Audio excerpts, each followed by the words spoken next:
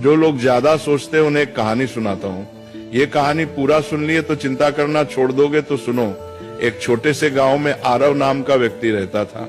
आरव बहुत मेहनती था, लेकिन उसकी एक आदत उसकी शांति छीन चुकी थी, बेहद चिंता करना। सुबह उठते ही वो सोचता, कल क्या होगा, पैसा रहेगा या नहीं, लोग क्या कहेंगे, परिवार सुरक्षित रहेगा या नहीं। रात को सोने जाता, तब भी उसका दिमाग रुका नहीं करता। एक दिन अत्यधिक चिंता के कारण उसकी तबीयत बिगड़ गई। गांव के लोग उसे पास के पहाड़ पर रहने वाले एक संत के पास ले गए।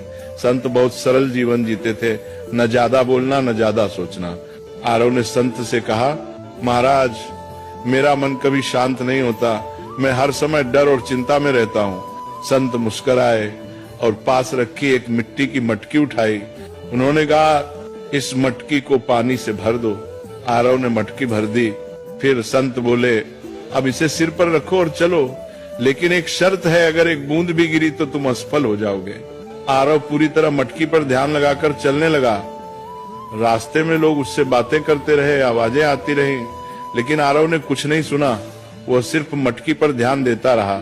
कुछ देर बाद संत ने कहा, रुको, अब बताओ रास्ते में कितने लोग मिले।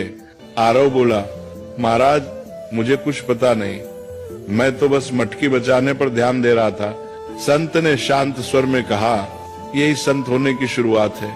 जब ध्यान जरूरी चीज पर होता है तो बेकार की आवाजें अपने आप चुप हो जाती हैं। तुम्हारी चिंता इसलिए है क्योंकि तुम उन चीजों पर ध्यान दे रहे हो जो अभी हुई ही नहीं। फिर संत ने आगे कहा, जो तुम्हारे हाथ में है कर्म, उसे ईमानदारी से करो।